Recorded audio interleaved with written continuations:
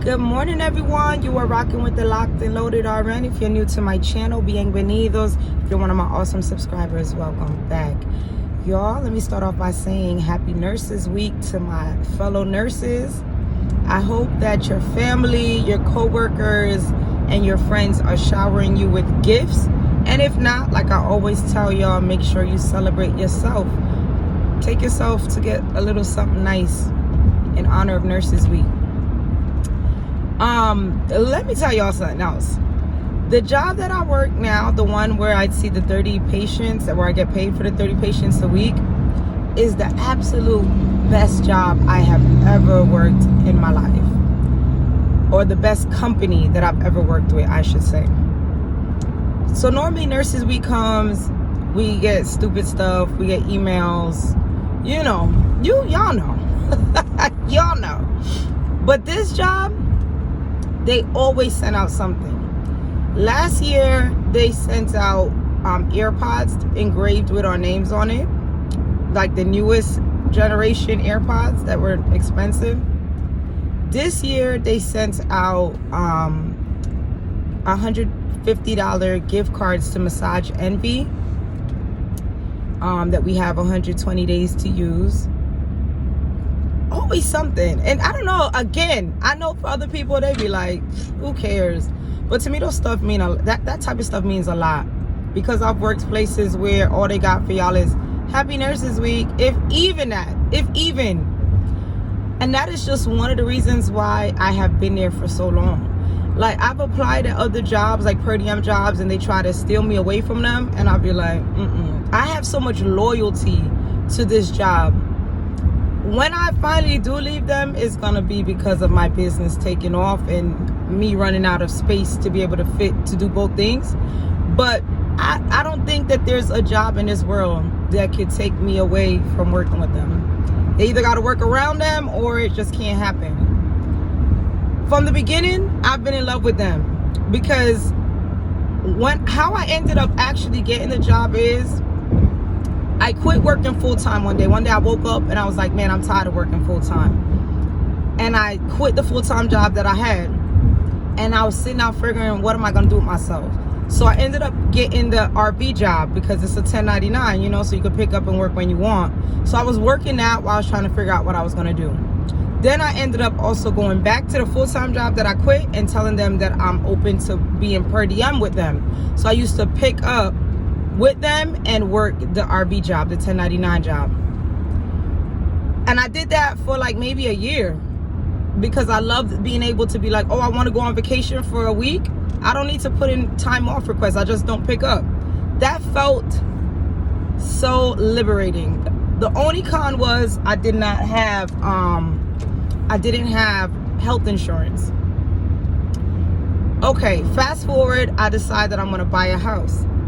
When I start the home buying process, I come to realize that they're like, okay, the problem is, as a 1099, you have to have been a 1099 for 3 years consecutively in order to use 1099 income to purchase a house.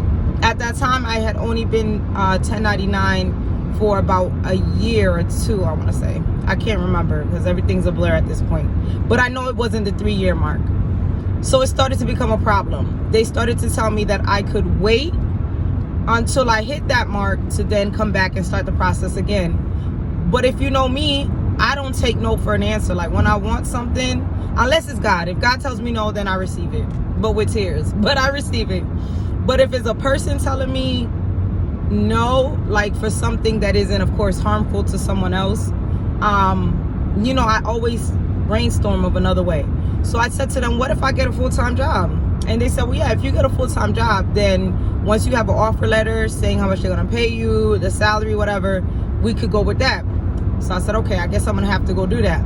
But when I tell you, it was with so much reluctancy. I was so sad to go do it, because I really enjoyed not working full-time. So I started applying for all these jobs in the hospital, in doctors' offices, clinics, home care, all these places that I really did not want to be. I'm going to the interviews and I'm putting on my clothes and I'm dragging myself to go, and I'm like, I'm really only doing this to do it long enough to clear the process to buy my house, close, and then I'm gonna quit, because I don't want to be going somewhere Monday to Friday 9 to 5 or 7 to 7 3 days. I don't want to do that. So I go to these interviews, and then I saw this job pop up, and I applied to it because I thought that it was going to be a full-time job.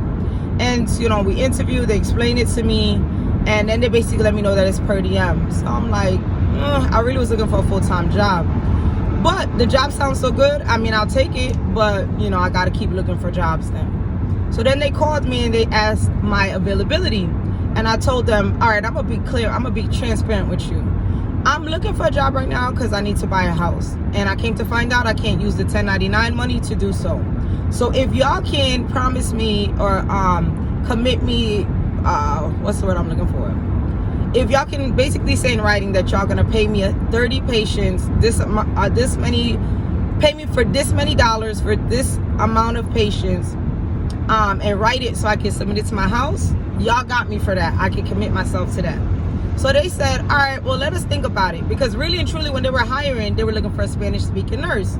And so again, I speak Spanish, so they really kind of, you know, didn't want to let me go type of deal, or wanted to work with me. So they said, let us think about it. But I knew that it's because they wanted to see how I was going to perform my first day on my own. So my first day, I go out, I kill it. I see 10 patients, I chart right away, boom. Soon as I finish, they call me and they say, yeah, we'll do it. They say, yeah, we'll do it. And you know, I ended up being able to buy my house because I was able to submit their paperwork. They answered all the questions, and when the underwriter was giving me hell trying to comb through to make sure that it was true, they answered all the questions, provided all the paperwork. And when I finished, you know, before with other jobs, I was like, man, as soon as I buy my house, I'm gonna quit and go back to doing what. But I loved them so much that I finished, and I still stay because this is the most freeing job that I've ever been committed to. I'm able to move my patients around as I feel like it, what day, what time. I have flexibility, so I don't feel the constraint of working a full-time job, even though I kind of do.